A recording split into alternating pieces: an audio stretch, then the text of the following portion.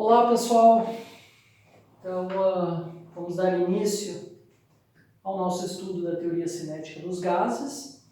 Tá? Então esse é o capítulo 19 do Halliday 2. Tá? Então basicamente essa segunda parte da terceira área, ela trata unicamente da descrição, tá? Do estudo, do entendimento do comportamento de gases, em particular gases ideais.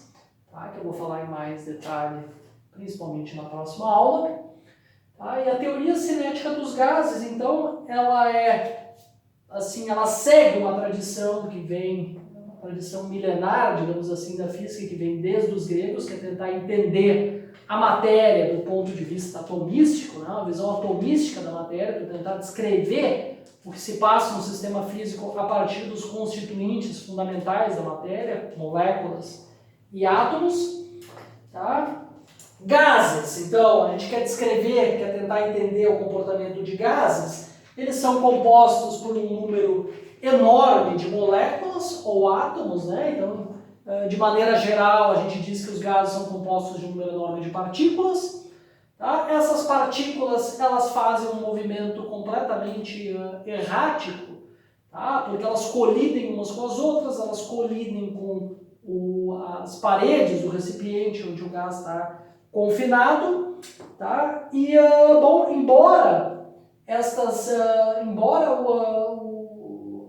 por exemplo, a segunda lei de Newton seja uma lei determinística, né? Não tem nenhuma aleatoriedade embutida na segunda lei de Newton, é uma lei completamente determinística, então se eu resolvo a equação para a segunda lei de Newton, eu obtenho a trajetória, né, o comportamento dinâmico de uma partícula, consigo prever o comportamento dinâmico. Agora, se eu olhar para o movimento das partículas lá no interior do gás, eles estão fazendo um movimento que parece completamente aleatório. Tá? Então, a ideia central da teoria cinética dos gases é tentar descrever as propriedades macroscópicas como pressão e temperatura a partir de uma descrição puramente microscópica, de uma teoria mais fundamental microscópica. Ou seja, a gente quer partir do que acontece a nível molecular, do movimento molecular lá das suas partículas ou das suas moléculas do gás, e tentar a partir daí deduzir o que é a pressão, o que é a temperatura, em termos do que acontece microscopicamente com o gás. Tá? Então essa é a estratégia ou a filosofia assim, bastante geral da teoria cinética. E como, embora as equações que descrevam o movimento individual das moléculas sejam equações puramente determinísticas, o movimento ele parece, né, eu posso tentar adotar uma descrição aleatória, porque as velocidades, se eu olhar para a velocidade de uma molécula, de uma única molécula do gás, ela está mudando, né, de uma maneira completamente errática, porque essa molécula está colidindo com outras moléculas, com as paredes do gás, ela está mudando muito rápido de uma maneira errática. Então eu posso tentar adotar uma descrição aleatória. E nada mais natural do que fazer isso, porque dentro do gás eu tenho um monte de moléculas, então eu posso tentar adotar uma descrição matemática e estatística para entender o gás do ponto de vista microscópico. Tá? Então, essa é a ideia. Tá? Fazer uma teoria, uma mecânica, né? Tentar entender o comportamento das moléculas usando uma teoria estatística e a partir daí deduzir o que a gente enxerga, né, macroscopicamente falando, como pressão e temperatura, né, o que a gente tentar obter a interpretação microscópica dessas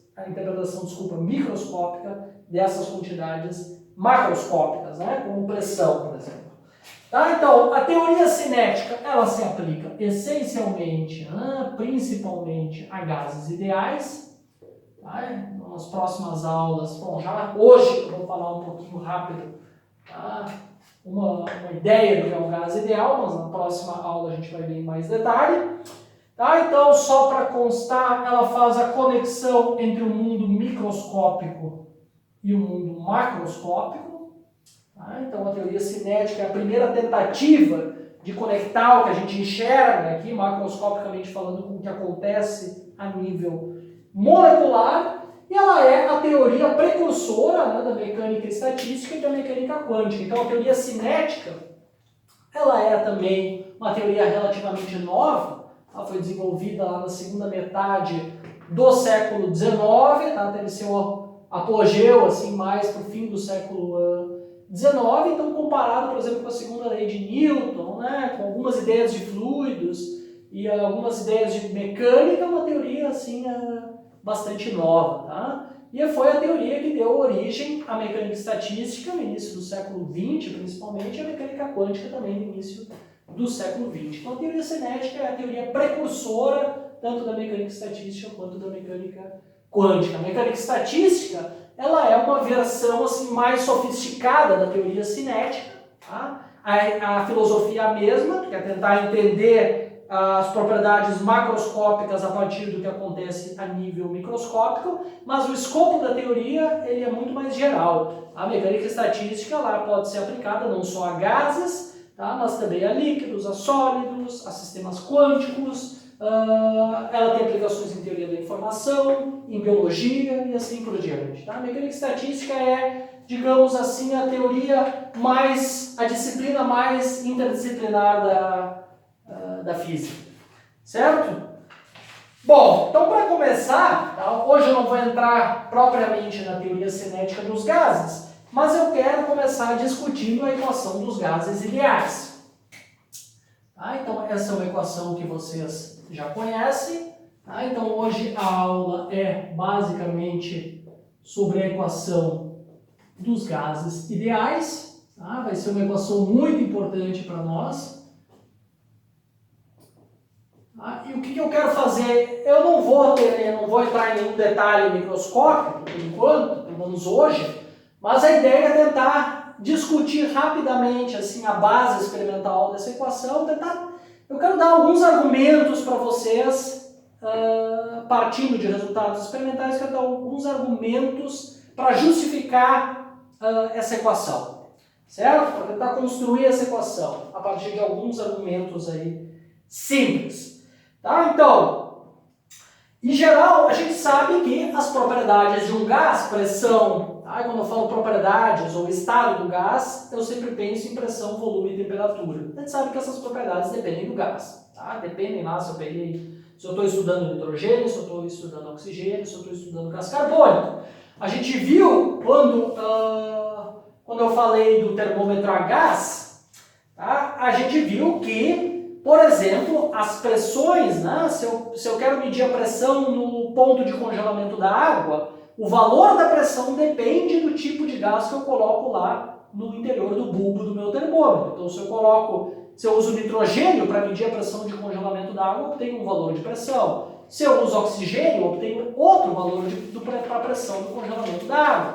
Mas a gente viu que se a densidade do gás que eu coloco lá dentro do bulbo é muito baixa, as pressões que eu obtenho, tá? As pressões de congelamento da água, né, que eu obtenho a partir do termômetro a gás são idênticas. Ou seja, isso indica que as propriedades do gás, a gente diz que elas são universais quando a densidade é bastante baixa. E é nesse limite de densidades baixas que os gases se comportam como um gás ideal. Ou seja, as propriedades dos gases nesse limite, elas não dependem da substância, não dependem se o gás é composto de oxigênio, metano, gás carbônico, nitrogênio. Para densidades baixas, todos os gases se comportam da mesma maneira, se comportam seguindo as hipóteses e a física de um gás ideal. Tá certo? Bom, então vamos lá, vamos ver o que acontece com gases a baixa densidade. Tá? Então eu estou interessado em alguns resultados experimentais obtidos a baixa densidade. Tá? Então o primeiro desses resultados, tá, é chamado de lei de Boyle. Tá? Então muitas dessas coisas que eu vou falar aqui, eu creio que vocês já viram em algum lugar. Tá? Então essa é uma lei experimental e a lei de Boyle ela diz o seguinte: olha, PV, o produto entre a pressão e o volume por um gás ideal. Então, por enquanto, para nós um gás ideal é um gás a baixa densidade, cujas propriedades independem da composição química. Então, a lei de Boyle diz que o produto entre a pressão e o volume é uma constante para T constante. Tá? Ou seja, se eu pego lá um gás, mantenho a temperatura constante, faço variar a pressão, tá? E calculo e faço medidas do volume, o produto entre a pressão e o volume é sempre uma constante. Tá? Isso vale se eu mantenho a temperatura do gás constante. Tá? Então, se o gás se expande de alguma maneira, ou seja, se o volume aumenta, a pressão tem que diminuir, de modo a manter isso aqui constante. Se o gás, tá? Se eu comprimo o gás, se o volume diminui, a pressão do gás aumenta, porque esse produto tem que ser constante. Certo? Essa é uma lei experimental chamada de lei de Boyle. Outra lei experimental é a lei de Gay-Lussac. Tá? Então, a lei de Gay-Lussac, ela diz o seguinte, tá? Veja, a pressão ela é proporcional, tá? Ou seja, a pressão cresce linearmente com a temperatura se eu mantenho o volume constante. Tá? E por outro lado, o volume cresce linearmente com a temperatura se eu mantenho a pressão constante. Tá certo? Ora, vejam, aqui eu mantenho a temperatura constante e estudei esse produto. Agora aqui eu estou vendo que a pressão é proporcional à temperatura se V é constante. Ou seja, se V é constante aqui, P cresce com a temperatura. Então aqui tem que aparecer uma temperatura desse lado. Por outro lado, se eu mantenho P constante, V também cresce com a temperatura. Então veja, P constante e V cresce com a temperatura. Então necessariamente o que tem que... Tá? Essas três leis, elas são satisfeitas se eu substituir essa constante aqui por algum número vezes a temperatura. Tá? Daí eu escrevi uma única expressão, tá? Que engloba essas três relações aqui. Tá? Então o que sai desses três experimentos, tá? Das três leis, decorre que... Tá? Então decorre que... Então, a partir dessas três leis, o que a gente obtém? Eu vou botar aqui uma seta, daqui decorre que PV tem que ser igual a uma constante, que eu vou chamar de A, vezes a temperatura. Tá? Então, isso aí sai simplesmente desses resultados experimentais da lei de Boyle e da lei de Gay-Lussac. Certo? Agora...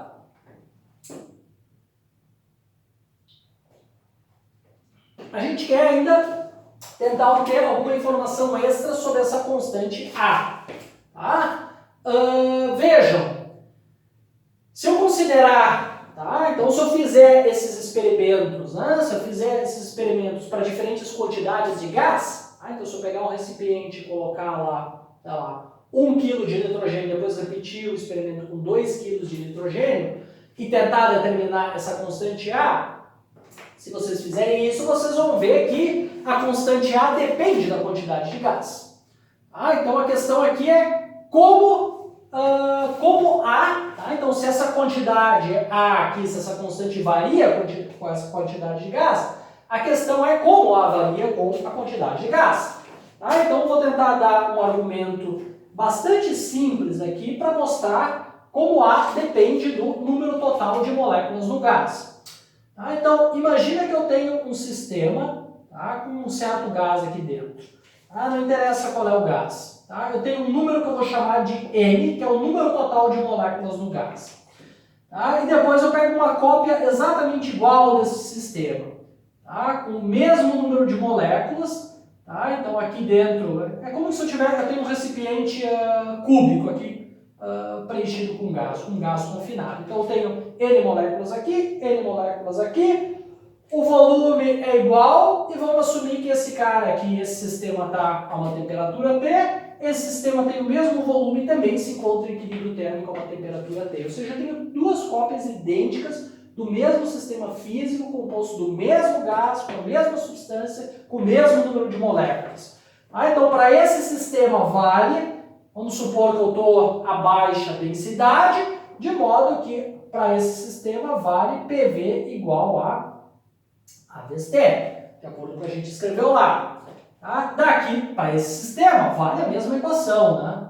Porque eu tenho exatamente a mesma quantidade de gás. A gente sabe que A depende da quantidade de gás, que é N. N é o número total de moléculas no gás. Então vale isso aqui, certo? Agora, vamos assumir que o nosso sistema agora, então isso aqui vale individualmente para cada sistema, mas eu posso, como a noção de sistema é completamente arbitrária, eu posso imaginar agora que o meu sistema é composto pelas duas caixas cúbicas. Tá? Então, se eu considerar o meu sistema como sendo composto pelas duas caixas, como é que fica a minha equação? Como é que fica a minha equação para esse sistema maior? Tá? Eu vou ter a seguinte equação. A pressão e a temperatura desse sistema composto pelas duas caixas, elas permanecem as mesmas. E eu obtenho que P vezes o quê? Qual é o volume do meu sistemão? É simplesmente 2V, porque eu dobrei o meu volume. E isso é igual a uma constante que não é necessariamente igual a A. Eu vou chamar essa constante de A1, porque eu alterei a quantidade de gás no meu sistema. Isso aqui vai ter que ser multiplicado por T.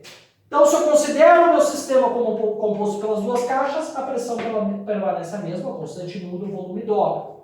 Ora, daqui eu tiro o seguinte, eu tiro que PV dividido por T, isso aqui é, então só vou isolar PV dividido por T, isso aqui é igual a A1 dividido por 2.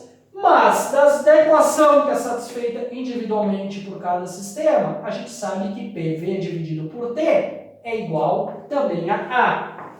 Logo, eu obtenho aqui que A1 é igual a 2 vezes a constante A. Tá certo?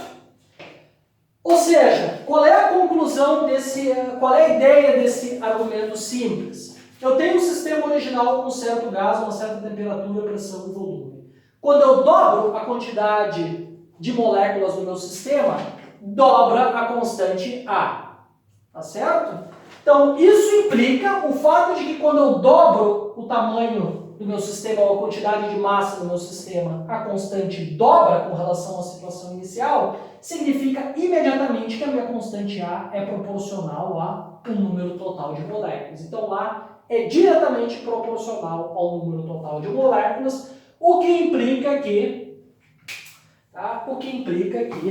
a minha equação agora para o gás, a minha equação dos gases ideais, ela assume a sua forma final, que é PV igual a então é número total de moléculas vezes uma constante, né? É isso que significa A ser diretamente proporcional a N, e essa constante eu vou chamar de K minúsculo, então A é igual a K vezes N, e aqui eu tenho a temperatura. Tá? Esta é uma forma da equação dos gases ideais. K aqui é uma constante, essa constante foi determinada com altíssima precisão experimentalmente. K é igual a 1,38 vezes 10 na menos 23 Joule por Kelvin. O nome dessa constante é constante de Boltzmann. Tá? Boltzmann foi aí um dos pais um dos grandes nomes envolvidos na teoria cinética dos gases, que foi precursor da mecânica estatística. Essa é uma constante, uma das constantes fundamentais da física, é uma constante importantíssima que é utilizada para definir outras constantes que fazem parte do Sistema Internacional de Unidades. Isso aqui é uma constante universal, tá? Importantíssima aí na física. Vejam que a unidade da constante é Joule por Kelvin. Tá? A unidade aqui, ó, vou botar isso aqui, tá? P vezes V, tá? Isso aqui é a notação que eu uso para unidade. Tá? A unidade de P vezes V é o quê? Isso aqui é Newton vezes... isso aqui é Newton, pressão Newton dividido por metro ao quadrado, vezes volume, que é metro ao cubo. Tá? Metro cúbico. Corta, Newton vezes metro é Joule. Tá? Então, P vezes V tem unidade de Joule, certo? Logo, a minha constante K de Boltzmann vai ter unidade de Joule por Kelvin, tá? Porque eu tenho essa temperatura aqui desse lado. Certo?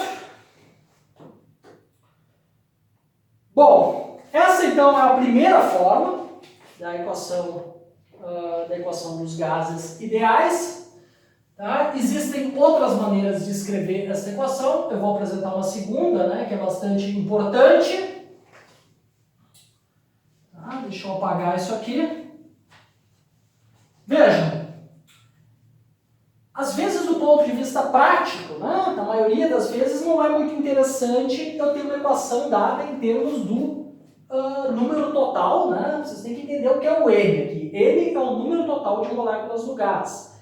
Veja, isso do ponto de vista macroscópico, ou até do ponto de vista experimental, não é muito interessante. Tá? É difícil medir, por exemplo, o número de moléculas no interior de um litro de gás. Tá? Então, é muito mais fácil, né? E é muito mais fácil não, mas do ponto de vista mais... Existe outra maneira de escrever essa equação que é mais interessante do ponto de vista prático, tá? Que é utilizando o número de Avogadro. Tá? Então, Na é o que eu vou chamar de número de Avogadro.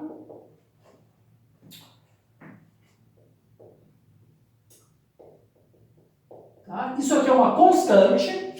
Tá? E essa constante, ela te diz quantas moléculas, tá? Quantas moléculas existem em 1 mol de uma certa substância. Tá? Então, Na é igual a 6,022 vezes 10 na 23, 1 dividido por mol. Tá? Então, essa é uma segunda constante muito importante. Vejam, ela tem unidade de número de partículas por mol, tá? Por isso que a gente escreve isso aqui como 1 sobre mol, porque número de partículas não tem unidade. Então, isso aqui me diz qual é o número de partículas em 1 mol de uma substância. Certo? Vejam, esse número não foi tirado da cartola, tá? Ele foi estabelecido medindo o número de átomos de carbono, tá, em 12 gramas de carbono 12. Tá? Então, 1 mol de uma substância é definido como, tá, de qualquer substância, tá? Mas ele foi estabelecido medindo quantos átomos de carbono eu tenho em 12 gramas de carbono 12. Carbono 12 é um isótopo do carbono. Então os caras pegaram 12 gramas de carbono 12, mediram quantas moléculas eu tinha lá dentro e definiram, ó, isso é 1 mol. Tá certo? Então, 1 mol de qualquer substância contém 6,022 vezes 10 na 23 partículas. Tá? Então, 1 mol de nitrogênio e 1 mol de oxigênio contém esse número de partículas. Tá certo? Agora, vejam, eu posso escrever o número total de partículas, vai ser o quê? Vai ser o número total de mols, que eu vou chamar de N minúsculo, vezes o número de Avogadro. Tá certo? Então, o que é o N minúsculo agora? O N minúsculo é número total de mols. Número total de mols. Então, isso aqui tem unidade de mol. Tá? Vou botar assim, ó, nesse unidade de N é igual a mol. Tá certo? Então, o número total de partículas em uma amostra é o quê? Número total de mols da amostra vezes número de partículas que tem em 1 mol. Ó, isso aqui tem unidade de mol, isso aqui tem unidade de 1 sobre mol. Corta, eu tenho uma quantidade sem unidade que é, de fato, como deve ser o número de partículas. Né? Eu simplesmente me dá quantas moléculas eu tenho no gás. Certo? Substituindo agora, então, isso aqui dentro dessa expressão, a gente escreve, então, a seguinte forma da equação dos gases ideais, que é provavelmente a forma que vocês conhecem. Tá? Então, eu escrevo PV igual a nRT, então só substituo isso aqui ali dentro, onde R é igual ao quê? R é igual ao número de Avogadro, que é uma constante, vezes K, que é a constante de Boltzmann. Tá? Então, eu só redefini uma nova constante que eu chamei de R, tá? E essa constante R é o que é conhecida, essa constante é conhecida como constante universal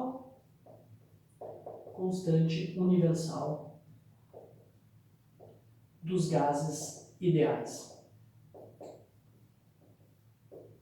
Certo?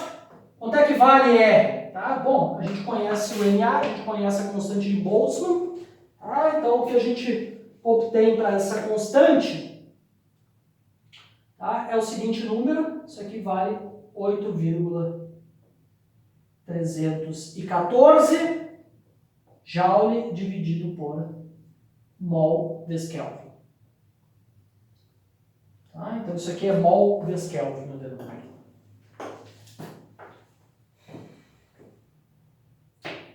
Certo?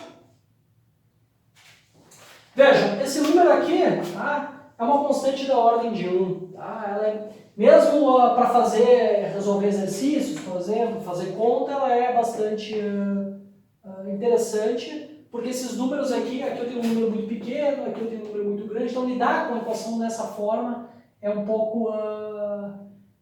às vezes é difícil porque eu tenho que multiplicar um número muito pequeno, essa constante Boltzmann é muito pequena. Então aqui a gente lida com números da ordem de 1. Tá? Mesma coisa para o N, aqui é da ordem de 1. Né? Então eu tenho lá, sei lá, 2 mols, 3 mols, 1 mol de uma substância. Então aqui agora eu tenho... É uma outra maneira de escrever a equação dos gases ideais, que é interessante, tá? Tanto do ponto de vista experimental, quanto do ponto de vista teórico. Também para fazer conta é boa, porque R e N aqui são da ordem de 1. Certo? Então, essa é uma equação, então, essa equação dos gases ideais. Notem que eu não fiz nenhuma consideração microscópica ainda, a gente vai falar disso na próxima aula. Tá? Então, ela descreve gases a baixa densidade, como eu falei no início da aula. Então, isso aqui vale para qualquer gás, com qualquer composição química, desde que a densidade seja suficientemente baixa. Para densidades mais altas, tem que corrigir essa equação. A gente obtém o que é chamada de equação de Van der Waals, então é uma equação um pouquinho mais complicada, mas vejam, para alguns gases ela é uma ótima aproximação mesmo para densidades, aí, para temperatura e pressão ambiente, ela é uma ótima aproximação. Por exemplo, para o nitrogênio, tá? Para o nitrogênio, para o gás carbônico, é uma aproximação muito boa utilizar essa equação para descrever o comportamento desses gases, a pressão e temperatura ambiente. Certo? E por último, tá, vale ressaltar que isso é o que a gente chama de uma equação de estado na termodinâmica, porque é uma equação que amarra as variáveis de estado do meu sistema, que são pressão, volume e temperatura. Então essa equação, ela te diz como essas três variáveis estão interrelacionadas em um gás ideal.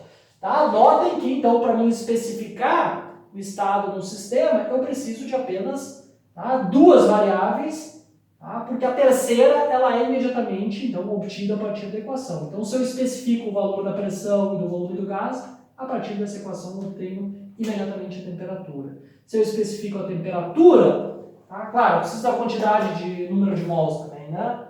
Então, se eu especifico a temperatura, eu imediatamente obtenho. Se eu especifico, por exemplo, a temperatura e a pressão, eu imediatamente obtenho o volume. Tá certo? Então, essa equação ela permite sempre... não é necessário especificar todas as variáveis de estado, tá? Porque por meio dessa equação eu consigo especificar uma delas. Certo? Bom, por hoje é isso. Próxima aula a gente inicia descrevendo o nosso modelo microscópico para um gás ideal. Então vou falar quais são as hipóteses básicas, né, envolvidas na descrição molecular do gás, e a partir daí nós vamos deduzir a expressão para a pressão que um gás faz nas paredes de um recipiente, isso em termos do que acontece em termos das velocidades das moléculas individuais. É isso, pessoal. Até lá!